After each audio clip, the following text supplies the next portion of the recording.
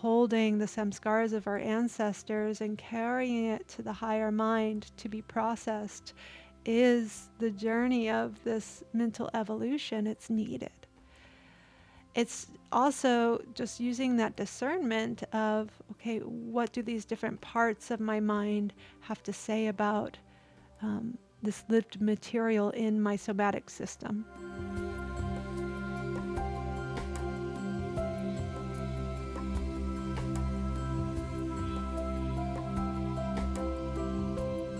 Hi there, and welcome back to Heartmind with Holli. This week's theme is higher mind, and we're into the latter part of the week where we're going to start transforming and start to use the higher mind to transform. So grab your cuppa or go into that zone that supports you receiving this information and your time with me. And I'm excited to be here with you with this amazing topic. We just had a conversation with Stephen Ross. If you missed that, go back to the last episode for some more insights around what higher mind is. And we're going to talk about transforming with the help of the higher mind, or with this theme. Transforming is a little bit different than the first episode in the week, which is based in healing. Transforming is a little bit more masculine, not that it's only for males. I think we know this by now, but that it's masculine in its energy, that it's pushing, it's expanding, it's challenging with love. That's important. Just like think of it as mother versus father energy. The father, more masculine, maybe, energy is to challenge the child, and the mother is there to kind of more nurture and hold the child. And both of these dichotomies are really needed in the evolution process. And that's what we're here wanting and needing to do, is evolve into harmonious, healthy beings. One of the goals of this podcast is to ask, why are we so sick? What can we do to help ourselves? Particularly, why are we so sick in our minds? And how can we center our minds back to our hearts and remember the wholeness that we are?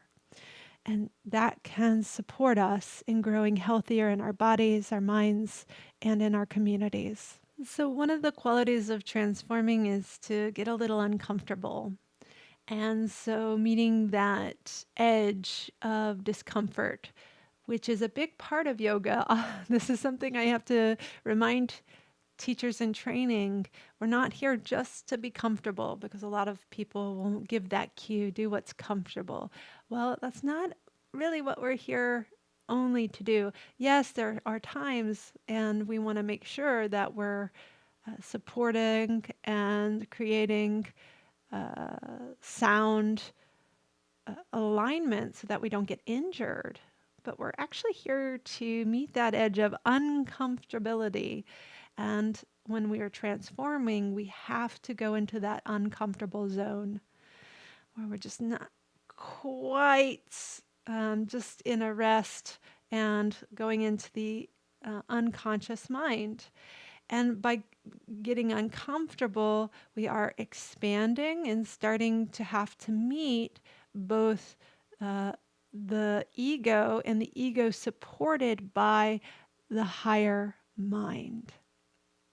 So in the healing, I invited you to nurture and conjure with a nurturing curiosity, potentially a figure outside of yourself that supports alignment of how you're wanting to grow and connect to a higher sense of the world or yourself. We also talked about creating a identity where it feels like the highest self alignment, where your wisdom lies, and what does that person, that part of you look like, feel like.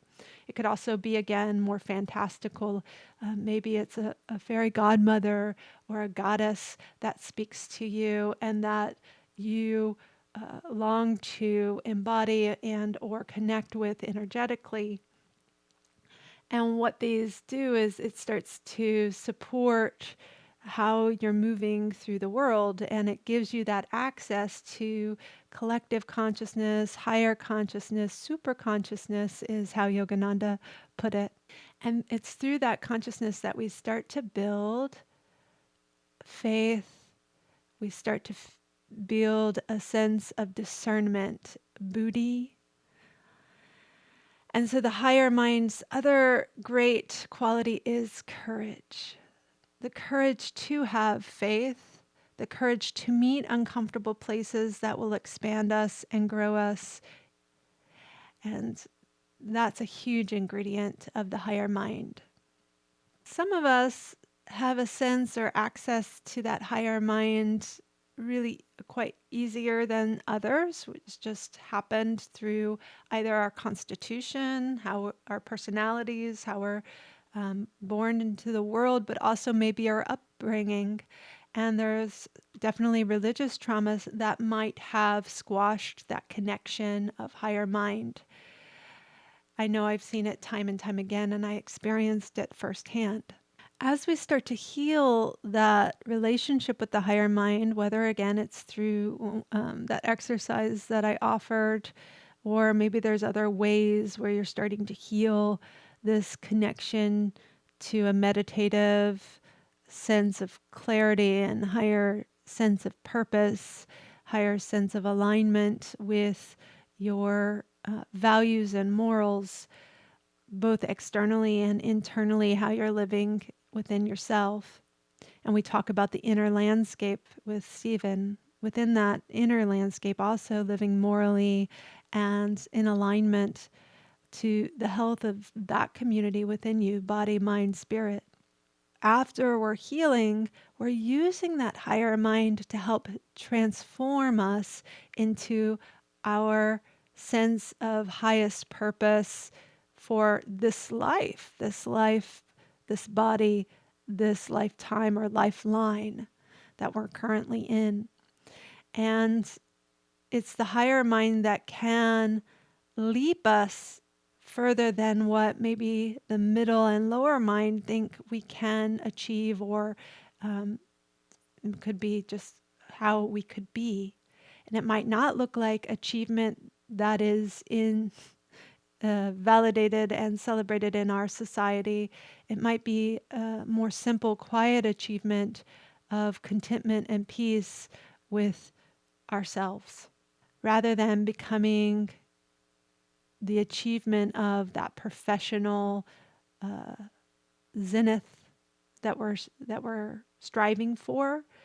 And it's much more of an inner peace, inner connection, and a contentment with self. And I'm not saying that you can't have both. Of course you can, and there is some symmetry and some parallels with that venture of finding your purpose in society and finding success in that purpose professionally, as well as feeling fulfilled within. So there's relationship here. But when we're talking about transforming the self, it's growing up into the being that you are meant to be. It's like the flower that has this purpose to grow, blossom, and be as full of a life and a flower that it could possibly be. That's the same idea here. I remember going through my breathwork training and meeting this phrase of grow up. And if you're anything like me, I was told this in various different ways. Like, you'll live is a big one. Stop, being a baby because you'll live, or grow up. Come on, boots, straps, toughen up. That was a huge lesson in my childhood. And it taught me how to shut off parts of myself for sure. But the sentiment here is to transform into a more capable, strong being. The problem is that they're trying to shut off maybe just moments where we need the other side, the mother, the nurturing, the being held and seen for our pain and our suffering, the compassion. And so we're there's a way in which we can use the higher mind to push us to grow up while still loving and nurturing and honoring the emotions and the pain and the suffering. So, when I met this again, when I was healing in a little bit more consciously, a little bit more curious than being a child just trying to survive the environment. I remember the moment when I read these words and was brought up again to me that it was time to grow up. And I knew I was going to have to access a part of me that was a grown up that would also love and honor the other aspects of me that were deeply, deeply wounded, deeply hurt. And so in yoga, we're trying to meet that place where we ask ourselves to be held accountable. Okay, it's time to grow up. I know that you were in a lot of pain. I know that you experienced this, and I'm going to hold you with that and also ask you to come meet me and start to hold yourself in that, but see what's happening here and now in this situation with a little more space, with a little more curiosity, and inhabit some of the higher mind qualities, courage, courage to have faith in life and what's happening in this particular family or this particular moment. Have some trust and courage and faith, and meet me in that place where you can have that for a moment. So there is a part of the higher mind that is masculine that says, hey, it's time to transform. And that's one of the good questions is like, is that true? And starting to really account for what various perspectives and truths may be. So remember, the higher mind is connected to superconsciousness and collective mind, and therefore it can see a circumstance or a situation from many different angles. And that can be really important when we're working with a particular circumstance, a decision, uh, injustice, even starting to look at it from lots of different angles. And then the higher mind can have courage and anger to stand up to that injustice with integrity rather than coming at it from maybe this more wounded place. And so the healing is cleansing the wound, while the transforming through the higher mind is saying, come cultivate these qualities so that you can grow into yourself. The nurturing of the higher self, nurturing of these images of maybe fantastical images, again, support us understanding what those qualities are. And then the transforming is taking those habits or those things that you're wanting to change within yourself and taking it to that person, if it's a fantastical outside of you person, or taking it to that higher self and asking it to process it. So as you cultivate curiosity, witness self, compassion, you'll start to get more clarity and more connection to your intuition. This takes courage. All right. This is the nutshell of this segment, that we're nurturing that, cultivating that. And then we have to step into the responsibility we have, our ability to respond to growing ourselves up out of the child self. Like we talked with Cindy Albee a week ago, out of that child self, we're still holding it and it's part of our root system, but growing into our adult self. And that adult self is holding more and more, has more and more capacity to hold those qualities that are integral to our own alignment. And we're not reacting as much from the wounded child place. one of the ways that we do this is by challenging ourselves so that we do meet the child and that part of ourselves, the higher mind, or, again, the tools to access that higher mind, um, like we came up with last session with healing the higher mind, they get to start to have conversations. And we want to start to listen to those conversations. The higher mind is going to start to give us messages. And it's really us giving us messages too, right? It's connected to our intuition. So when Stephen was talking about being a medium, he is supporting that relationship and connecting to higher mind, yours and the collective higher mind, to try to feed you intuitive knowledge that can support building integrity and alignment and growing your being, basically.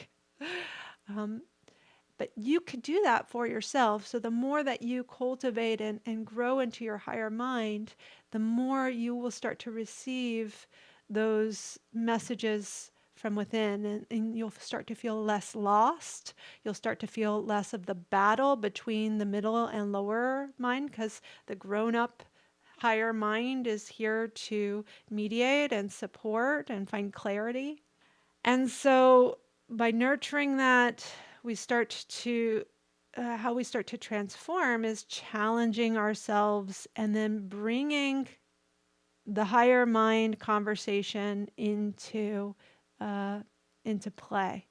One of the things that gets in our way, of course, is the middle mind or the middle mind and lower mind, again, battling. And people that have, again, either had religious trauma, or they don't even have to have religious trauma, just have a cynicism, or um, tend to not want to believe so much into the interconnectedness of nature or ourselves. Sometimes that can present itself as a very rigid view of religion, even. They have a belief in a life after, for example, but it's very disconnected from the rest of the world and very rigid in how they believe other people need to believe. This can shut people off actually from growing and expanding. And we know that and we've seen that. And what the best practice for this, which is really uncomfortable for the lower and middle minds, is meditation. And that's because the lower middle minds, they're trying to control the environment. That's one of their functions, one of their roles. It's their job. It's not that they're doing anything wrong, even trying to control. But as we know, we can't control the universe. We can't control everything. And so meditation starts to expand and cultivate a trust, and all those qualities that we talked about, having courage to make small action, even though you can't control the outcome. That's the true magic of meditation, of expanding into the truth of the human condition. At first, meditation can feel quite uncomfortable physically, as well as for some people, that part of the middle mind and or the lower mind really wants to chatter and wants to be active. It wants to take control of the moment and tell you about your to-do list or remind you anxiously around what needs to happen or who you need to be if you don't get moving, the fear of what you might be or not be. This is the role of the middle and lower mind of continuing. And so meditation, what makes it so transformative, it literally is transforming the brain, right? We've seen it and we know now. We're doing all the scientific research to make it more clear to ourselves that it's transforming us. It's transforming the way that we think. It's transforming the way that we act and feel and are in the world. And so I invite you this week to take some time to sit down for 15 minutes, which is a long time. oftentimes I start with people with 5 or 10. So if this is really new for you, then you could start lower with a lower amount of time. But 15 minutes is also, it's a challenge. Set your timer for 15 minutes and use this structure. Okay, the lower mind is there, or the middle mind is really agitated. You can start using some of the structure and language that we've shared with you this week to identify, witness, and start to systematize what's happening within the meditation. And then you might get some glimpse of light. That's a common one. You might see a color or a light. You might get a sense of just receiving a vibration, just a glimmer, a moment within the meditation. And I promise you, this is cultivating connection to the superconsciousness of presence and of being here. And in that, you'll start to just, again, it might be a glimmer of faith or a glimmer of connection of something greater than yourself. That's your higher mind. You can do it within your yoga as well, meditating within your asana. Yoga, asana, meditation, and yoga are the same. My teacher, Stephen Ross, often would say that at Eastside. Have to remind people yoga and meditation are the same thing, but your yoga asana particularly could be good. And I find yin is really nice as long as you're not too hypermobile. Yin is a really good way of being meditative and challenged because you're meeting a deep stretch. You're meeting a physical maybe challenge or sensation, and then you're entering a more sedentary mental state. Whereas there's a lot more focal points in our more active hatha vinyasa yoga. So you're able to enter that expansion in stillness with yin while being uncomfortable.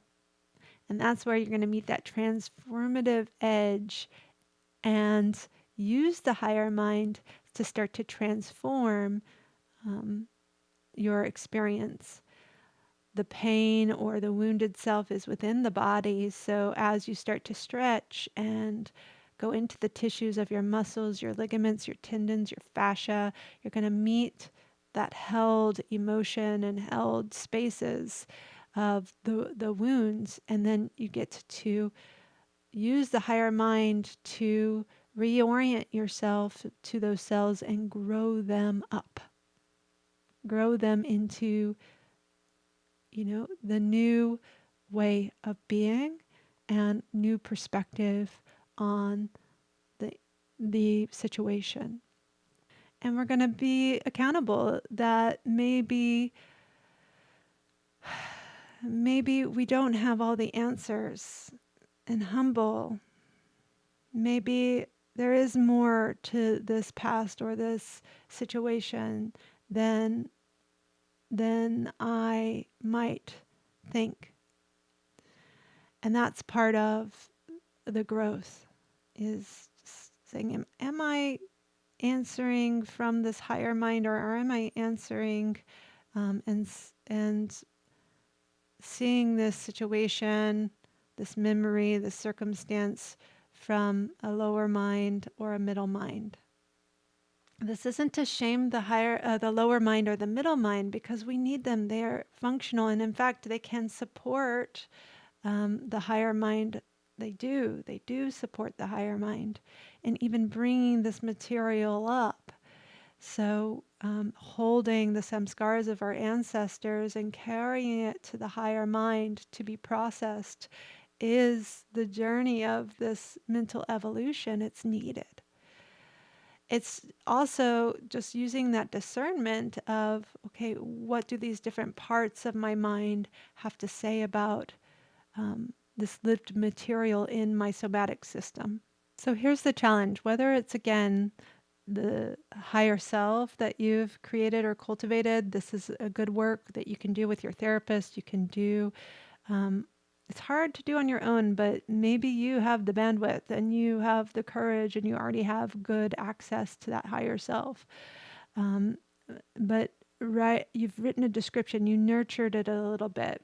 Remember cultivating and nurturing the qualities of curiosity, witness, compassion, courage, connection, and faith. These are all part of that higher mind, and cultivating that, nurturing that is going to support you. And I think um, drawing out or writing out the details of what it might look like to have that integral and what it might feel like to have that integral aspect of yourself or connection to the fantastical again outside of yourself.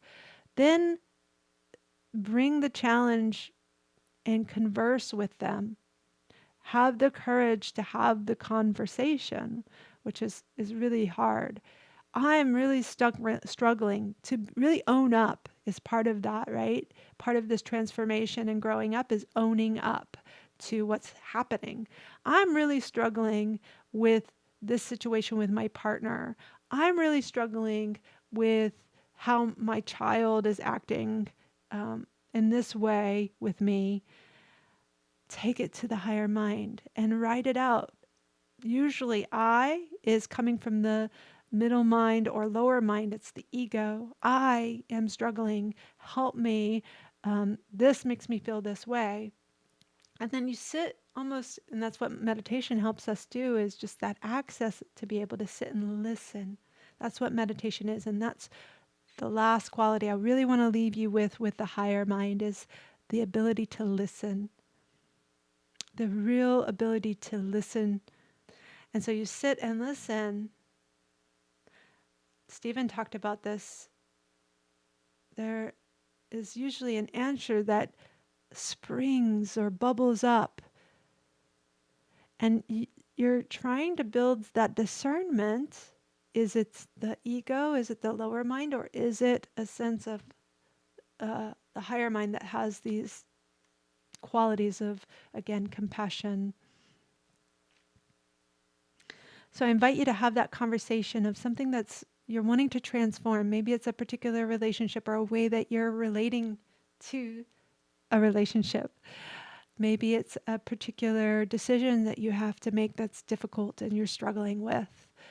To write or have a mental or a loud conversation in a safe space where you can start to speak to and listen to the higher mind and be challenged both with that can be challenging, having a conversation in a new way if that's new for you, and be open to being lovingly challenged by the higher mind.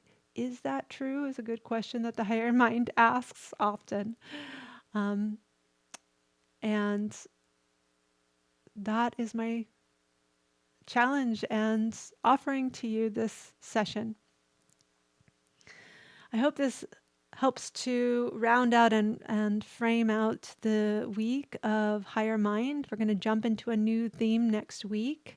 If you have any experiences that you want to share through either the healing session or this session around the higher mind, please put it in the comments. I would love to hear about what is happening for you with these exercises and these conversations that we're having this week. And I always reply within 24 hours. I will comment back. Travel well with going into your world and into the process of growing up, blossoming, coming into your form more and more each day. I see you. I feel you. And when I see you, I see the world starting to open more and more to this work. And that includes you if you're listening right now. And this is the sentiment of namaste, is that whatever this makeup is, whatever this energy and this system is that I have, I see and know and acknowledge that you have. and that I see you, I feel you because I have the same. And I bow to it. I bow to that energy that is within us both. Thank you very much for your efforts in transforming. Travel well. Namaste.